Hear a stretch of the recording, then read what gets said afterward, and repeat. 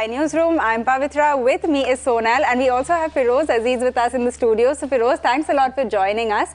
We have a very interesting topic to discuss, Sonal, which is on basically how all of these new investors are investing and what's perhaps a good approach. Oh yes, so Gen Z is the term we've been using, right? Feroz, thank you so much for joining us. And that's the real question. What next for the next generation? The recent study by CAMS and CI also indicated that millennials are the one who are putting higher amount of money in mutual funds.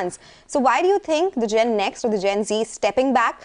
What is the reason why big chunk of investments are going from the millennials itself? What could be the reason here? See, Gen Z is a large part of the audience is still studying maybe. They've not joined the workforce. So you will always want to compare a 25-year-old and a 25-year-old. So if you want to understand how Gen Z will behave in the next 10 years, you see how millennials have behaved for the last 10 years. If you look at the growth of the millennials investing, that's been stupendous. So when I expect a 25-year-old to move to a 35-year-old, it's a very promising situation. So the growth rates of the millennials have been almost about 19-25%. Those are very healthy growth rates. Will the Gen Z behave similarly when they come to 35, which they will, right? In the next 10 years, we will still call them Gen Z, but they will be 35-year-old. Someday a Gen Z will be a 90-year-old man or a lady if the longevity is that much. That's point one. Point two, when you're young, as a behavioral pattern, you love to have more uncertainty. You like the excitement, right? You will not see a 70-year-old man sitting on a roller coaster. To magnify the example, a 19-year-old in a Ferrari world is couldn't get more exciting for him, right? So if there are other alternatives which can give you that excitement on a day in and day out basis, like a crypto, a mutual fund is definitely one of the most boring long-term investments, right? The NAV movements are going to be second decimal. Here you see that you get that every tick. So they crave for excitement. That's one reason. But I'm very hopeful that this educated lot, when they mature, they will behave far better than the current millennials as they move. That's the basic hypothesis. No, I completely take your point, and you know, this is why there was that report during COVID as well, right? That a lot of first-time investors, very young, lot are investing in cryptos, in NFTs, in all kinds of pudgy penguins and things like that, right? But tell us, so then let's not differentiate as Gen Z and millennial. Just tell us, for a young investor that's getting in, what do you think is a good investment approach to start off? See, if you want to understand what are the basic youngsters should generally have a thought process of trying to see, let me not rediscover mistakes. So first thing is to internalize patience. How much can patience pay? So let me illustratively tell you that if you did 5 SIPs in 25-year-old funds, not the best ones, just arbitrarily picked, you would have made a 1,000 rupee each SIP to 3 crore odd lakhs in 3 crore rupees. So that's a reasonable growth, which is an 18%, in which you have a 13% fund, you have a 21% fund. So once a youngster internalizes this number, his patience shoots up. That's the most important thing. Otherwise, and these 25 years have not been a smooth ride. It's not been a linear. Those millennials who would have actually been there investing, they've seen a global financial crisis, they've seen a COVID, they've seen a tapering. Every year market found something to be scared about. But if somebody actually went through that journey, 5,000 rupees is what you end up spending on a dinner today. So that's first element of internalizing the emotional aspect. The second is you try and simplify your life. You use EPFO for your debt allocation and mutual funds for your equity allocation. And if you still want to quench your thirst for excitement, carve out 10% of your money. And that will still give you the excitement, but not impact your long term. We have to empathize with them, right? If you are 20-year-old, if somebody is saying you're going to only have boring stuff in your portfolio, that's incorrect for us to even give that advice. So what is that amount you're carving out of your disposable income? Is 10%, 20%, but at least have a limit to your adrenal quenching. Okay, so we need to take care of the emotional quotient while taking care of the intelligence quotient, as well, right? We take that point. So in that case, say, tell us what could be the do's and don'ts for Gen Next investing. Of course, we are talking about next 10 years being the investment period for them. They're more tech savvy. Their savings preference, as you said, is very different. Consumption patterns are different. So just the basic do's and don'ts here. See, I'll spend a minute on one of those do's and don'ts, because those are all carved out of a lot of experience. So now, never mix insurance and investments. It's heard several times by experts, but I'm going to give some numbers so that the retention of this principle is larger longevity. So we have an insurance exit department for the last 8 years. So every year they exit insurance policies, audit them and exit them. So last year we exited about 1,072 policies with 149 crores held for 9 years. The IRR of all these 1,072 is 3.33%. That's it? Okay, this is real numbers, right? Yeah. Now, nobody can dispute that whether it's good or bad. 3.33 is not even half of what Government of India could have given you after holding it for 9 years. So that's one thing you never mix. The second is your parents, at least our parents who came from the previous generation, had this whole counseling that yaar jitni chadar ho utni philao, pehle property kharid lo, घर नहीं है तो कुछ नहीं है, रोटी कपड़ा मकान, because they came from the survival of the fittest. Yeah. Millennials would be the parents maybe of these Gen Z. So don't fall for this trap, at least now, that you first time buy a property and give away all your disposable income to that EMI. We have a real estate exit department for 10 years. And in the last 1 year, we have exited about 47 properties and the IRRs have been 6.99 after a holding period of 14 years. Because builders make fancy presentations. Right? If you go count, if I would have asked my dad what to do with my money, he would have surely said, "Itna acha ghar mil raha hai, idhar swimming pool bhi hai, kharid le." Right? Don't fall for that trap. You will be, it'll suck out all your money. And several, don't compromise on your liquidity. Don't underestimate the power of scheme selection. Look at MF Corner and select a good scheme. People have overdone this bait saying asset allocation is the 90% job. Scheme selection is very critical in equity mutual fund. The best one has generated 38% for the last 5 years compounded. The worst one has generated 4% compounded. Yeah. Okay. Right? So scheme selection is important. Don't underestimate that power. The old saying asset allocation theek ho gaya, the sab theek ho gaya may not be right. Okay, that makes complete sense. In fact, I'm actually going to come back to you on what kinds of, themes and what categories of funds also maybe a younger investor should look at. But before that, there's been so much talk about gold, right, with prices at these elevated levels. So for someone that's getting into gold now, you want to take us through whether physical gold is the right choice. Should you look at, the safe sovereign gold bonds? What would you recommend here? I'm now going to give you pointed answers. Yeah. I've made a large monologue. So I would say if you're going to be investing for gold, short term, it is ETF, which is the best way.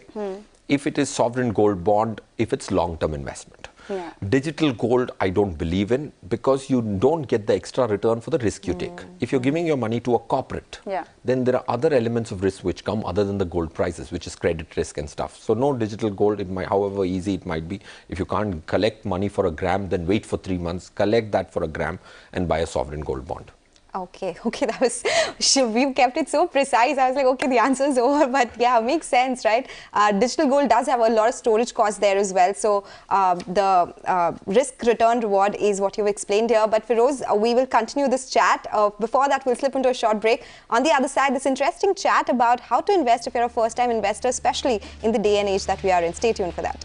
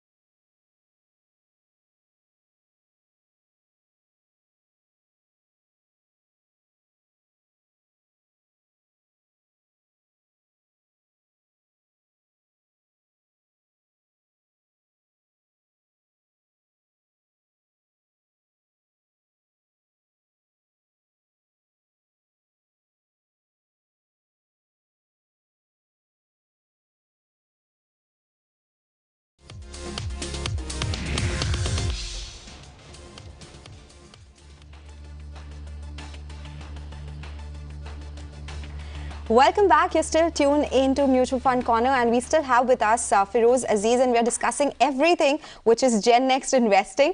And you know, one factor or one trend that I've seen, and that was according to the Scams report as well, debt funds are still not very popular. Investors or millennial investors contributed only 3% or invested only 3% versus 90% in equities in their entire investment amount.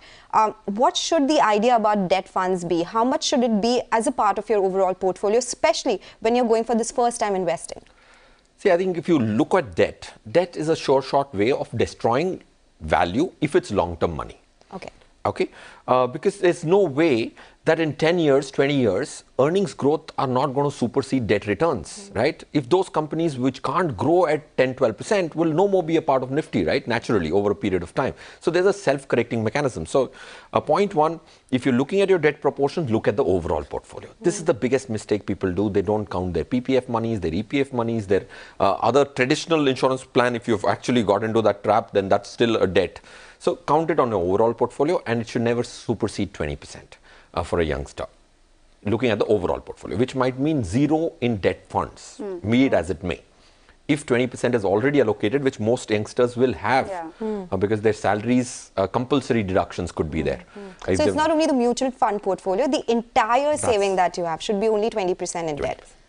That makes sense. And also, you know, we were talking about how it's not exciting enough. I think this just does not, you know, create that kind of excitement for someone new, right? Where you feel like it's giving me this kind of return. You just feel like if you have that longer time horizon, you should be able to get more, right? Yes. And if you look at one of the reports of what is India making, there's one CRISIL report which says how has India allocated the money, and we calculated the return of that for the last 10 years, retrospectively, it was 6.7%. So whoever is going to tell you don't take the risk, has never taken the risk. So he's not qualified to tell you. So the biggest problem is that you might be counseled by people to not take the risk because they've not seen the benefit of taking the risk anyway. Okay, that point is completely taken. Another thing, so like you mentioned, you know, that you already have some amount of exposure because you're right out of college, you've got your job. Now for someone who's right out of college, they've just got their first job, they want to create a portfolio of schemes. What would you recommend they do? So firstly, if you've just got a job, take a chill pill for 6 months. Get rid of all your pent-up demand. Okay, so that you have a timeline for it. Rather than living like that for 5 years, you at least say 6 months, I'll be a spendthrift. But this is my timeline. Could be the first financial year, you let go. Then you have the capability to change behavior after that. So point one is have your expense and investment ratio. Investment upon expense can never be less than 1. Right, your denominator can never be greater than the numerator. If you can keep that. The second thing which you have to definitely do is set an EMI to expense ratio. Right, that should also not exceed more than 1, because denominator is expense in both these cases. Right, it's lesser the better. Okay, all right. So that is what you need to do. Did you also wait for 6 months after your first salary before? I may or may not have waited a little bit longer than that. But you know, it's good that we say this as well, right? I mean, you don't need to highlight that you need to start saving the second you get your first salary. It's important to have fun also. Okay, so continuing that question itself, when we are talking about younger investors going out, what would the portfolio look like? Say, if we want to talk about differentiating it into schemes. You said scheme selection is very important as well. Something that you would suggest here to the young investors who are watching us, and what will the initial portfolio look like, as Pavitra was asking? See, firstly, you have to know what not to do. Focus is the art of knowing what to ignore. That's one of the key elements in investing, right? If you try, you'll feel like doing a lot more. So point one is a technology fund will appeal to a youngster, right? Those are not great foundation stones of the portfolio. There are 8 categories which mathematically give you the best risk-adjusted return. Okay, and it's provable mathematically. So which are those 8 categories? You can look at a large cap, lowest weightage there, large mid cap, flexi cap, multi caps, contra, dividend yield. So there are some categories. So you will not, as a new investor, you don't need all the categories. So first is get yourself a flexi cap and multi cap to begin with.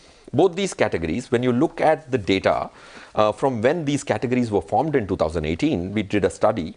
Now, for example, flexi cap, 40% of the schemes, 40% of the total flexi cap schemes have outperformed their benchmark. They've outperformed it by 6% every year. Whereas in the large cap category, 37% of the schemes have outperformed, but only by 3%. So Flexi Cap is clearly better in terms of the number of schemes which outperform. Yeah. And if you get lucky to be in those 40%, what is the extent of benefit you get is 6%. So that's the basis on which I'm saying these could be the two great start points. If those are the only two SIPs you have, then Flexi and Multicap have done justice to people's money from 2018 when this categorization came into existence and SEBI brought in the favor of clarity for all investors. Okay, that makes sense. I'm going to take some more help from you and really get into it. Could you name some schemes for us and, just tell us if someone is watching, they don't want to go and study all of these schemes. Do you want to just name those for us? Yeah, sure. Category wise, and I'm keeping a youngster in mind. Yes. And one more thing I'm keeping in mind is not retrospective return, prospective return using some degree of models. So Aditya Birla Small Cap, HDFC Flexi Cap, HDFC Small Cap, Quant Active, and Kotak Multi Cap Fund. Okay, so if you just look at the retrospective rear view, you may be disappointed that why were these schemes recommended in the first place, right? Aditya Birla Small Cap, for example. It's not the best past performing scheme, but if you go individually in each stocks, and like you guys track so many stocks, right? Each of them have a target. If you try and make target NAV, these fare better. That's why these schemes. Okay, those are some interesting names and, will be very helpful for young investors who are watching us as well. Apart from, say, equities or debt, is there something that the investors should definitely have in their portfolio? Of course, there are not many categories that we can look at. You spoke about gold. At this day and age, when we are looking at record highs in gold prices as well, is that something we can still buy as an investor? Would you prefer that? If a lady is asking me this question, I better say yes. Okay, and I'm sure you're going to say yes, mathematically as well. There's evidence that if you look at gold today, in rupee terms, it's at the peak, but it's still not somewhere outrageously expensive in dollar terms. So that's a good sign for somebody to begin. And the best part of gold is you're getting a gift of 4% every year. How 4%? 2.5% in terms of interest and tax-free returns, because you have 8 years. As a youngster, you have 8 years to hold the bond. So point I'm trying to make is if you get an arbitrage extra return of 4% every year, that's a large gift. So sovereign gold bond for the long-term investment becomes very meritorious because gold itself gives 9.3% 3-year rolling return. If you add 4% gift, then the break-even for the other assets to fight that asset becomes very difficult, right? Because if you have zero capital gain and if you have made even 10% return, that means you're saving 2% every year. That's what sovereign gold bond is, the only non-capital gain instrument today available in India. Okay, got that. Another category that, a lot of young investors, when we ask them questions on our social media, tend to send in is on international funds. Do you think that this is a good space for a, relatively young investor to be in? I would say no. Even I don't have one international fund and I've not missed them at all. Unless you have a global goal and you don't know where you're going to accumulate those dollars, and if you're living hand to mouth and you know that I will have to accumulate dollars, then international funds could be meritorious. Very rare case. Very rare case. And I think India growth story is far better. India's alpha story is far better because those guys will not give you better return than the index 0.1. Point two, when you go global, you don't know what you're buying. People bought NASDAQ funds left, right, center. How counterintuitive. You're trying to reduce risk by going out and then you're buying the most volatile index, right? It's like counterintuitive. So I would say keep it simple, get your foundation right, then you can, the 20th slab can be a little more exciting. 20th slab, that sounds interesting. Okay. Right, of a building. So I'm saying the foundation has to be I more thought in terms of income as well, the 20th slab will be so far, right? And of course, the tax collected its source, it's been increased from 5 to 20%. International investing will only make it to more expensive, right? We have some time, so I wanted to ask you this trend amongst Gen Z, and that's climate change. So they speak about ESG funds very highly. But is that a category? It's not picked up so much. So do you think it's still somewhere where investors of this age invest? No, I think you should never invest. See, you are still earning, right? People don't start with philanthropy, right? Right? I can expect a Warren Buffett saying I'm writing off all my income, but I wouldn't expect him to do it at the age of 30. If Nifty has outperformed the SGX index, ESG index of 100, Nifty 100, by about 8%, you can't afford to be generous today, right? And ESG, I would not recommend for the moment. In fact, now all the companies who don't have a large growth story, they're trying to get a marketing story by being ESG compliant. It's basically hygiene, right? How can you not be environment? It's a basic way you have to run a listed company. I don't think it's something fancy. It's just the marketing term. So if I know I'm a very large corporate and I don't have a 20% growth to show as a mid-cap stock does, I have to at least look fancy by being ESG compliant to attract more money. Okay, so ESG funds, not saying it as I'm seeing it. That's the best way, part. right? I'm just going to try to squeeze in one last question since we have a minute left on this show. There's been so much talk about sector funds, thematic funds, especially when the market is moving like this. We've seen a pickup of certain sectors very prominently. Do you think someone who's getting in, who's maybe a little bit well versed with the markets, not enough to select his own stocks, but do you think sector funds are a complete no? Because I mean, in a sense, you're still taking a bet on a certain sector for sure, so you have to know a little bit. But do you think this is a good place to be? It is a good place to be if he is a loyalist viewer of yours. I'm being honest with you. So because an exit is also going to be very critical. Yeah. If you're thinking I'm going to buy a sector fund, do an SIP and open it after 10 years, you would have taken 2 times more the risk to generate the same return. Yeah, so if you're ready to commit that time, saying that today, okay, technology is down and out. 1 year back, it was really good. So people were buying at that time. Now when I see inflows in technology funds, when there is a screaming buy, people don't buy. Yeah. But you'll have to actually exit it at the right time as well. So commitment to listening to you has to be high. And to you. Yeah, especially you. So yes, timing is very important. Feroz, it was such an interesting discussion from insurance to gold to equity to debt. Covered everything. Definitely investing 101 for not only next gen, even for the current generation. So thank you so much for joining us today. And with that, it's a wrap on this edition of Mutual Fund Corner from Pavitra, myself and the entire team. Thank you so much for joining us. Closing bell will come in next for the last hour of trade.